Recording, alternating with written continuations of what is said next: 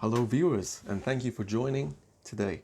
I'm going to talk about sell in May and go away. So sell in May and go away is a bit of a financial adage that has been around for quite a long time now. The idea here is that if you are selling in May and then you return to the stock market around October time, then basically you can avoid the dips and the downturns and you can enter the market again when things are looking better, because typically with the stock market we get better returns from around between October and November to April. That's apparently when some of the best gains are to be had in the market. So that's what I'm going to be talking about today in this video. Right, the first thing that you guys and girls should know is on the 7th of May, which is Friday. It's just 2 days away now from when this video is recorded. We are going to get the unemployment data. It's going to be the non-farm payroll. This is a report that will basically tell us how many people are unemployed in the United States of America for the previous month. This data is very important because essentially what could happen is if that data is better than what the market is expecting, it will have to do some kind of reaction to that news, right?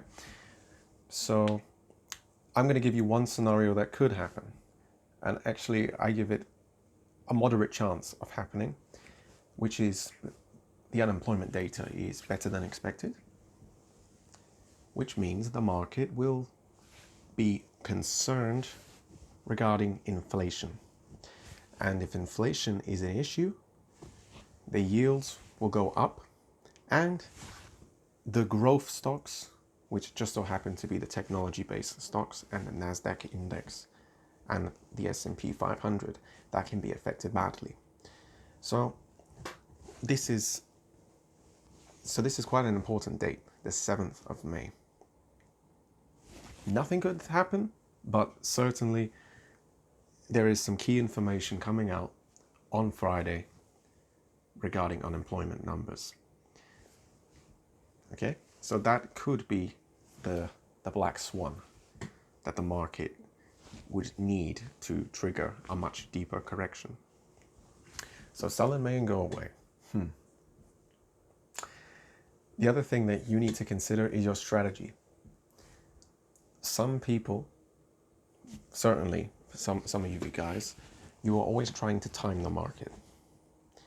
If you always try to time the market and you are always expecting a correction, and you are either always trying to short the market or just not be in the market, you will actually miss out, because the majority of the time is the market is bullish and it is going up.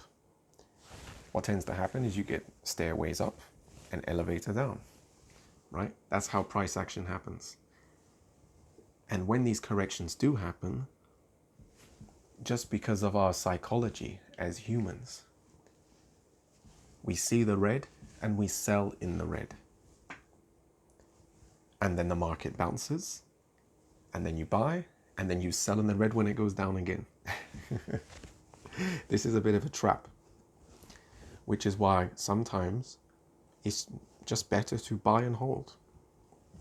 So personally, what I'm doing for my strategy regarding my profile on eToro, which is Zen Trades, I've actually rotated myself. Okay, so I haven't just completely exited the market. I haven't done that. But what I have done is I've opened a position in the VIX, which is VXX, and opened a position in the SQQQ. So if the stock market does go down, like I give a good chance of happening, the VIX will go up and the SQQ will go up, because the SQQQ is the inverse ETF of the QQQ, which is the NASDAQ, okay? And the VIX will go up if the S&P 500 goes down. So that's my insurance policy, but I never put all my eggs in one basket. I still have some long-term investments in some other companies that I think are undervalued right now. So you really need to consider just how much have you got at risk in the market right now. If you see a 10% drop in the market on the index, which means for some stocks that are more volatile, that could be 30%.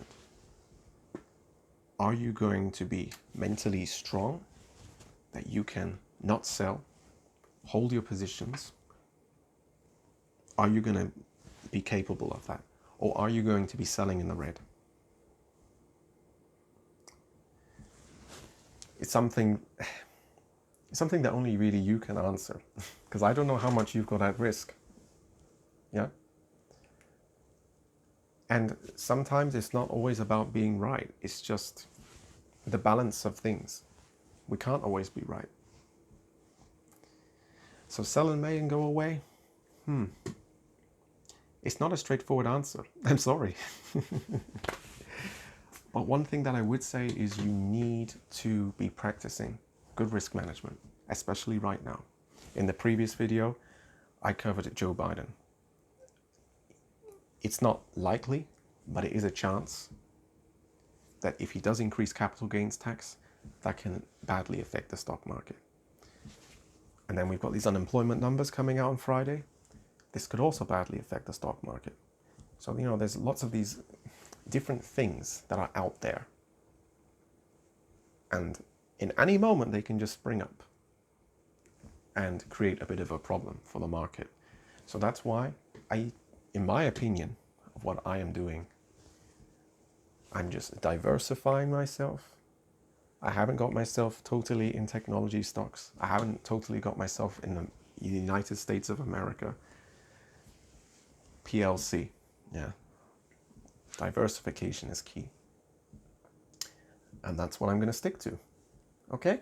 So, I hope you found that helpful. This video is not supposed to be too long. The summary is NFP unemployment numbers out on Friday. And just practice good risk management. Diversify yourself. Make sure that you have not got too much money in the market that you cannot afford to lose. Yeah.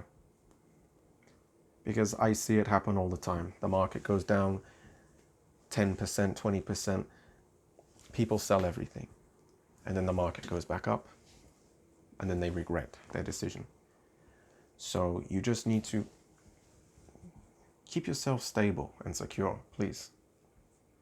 Okay?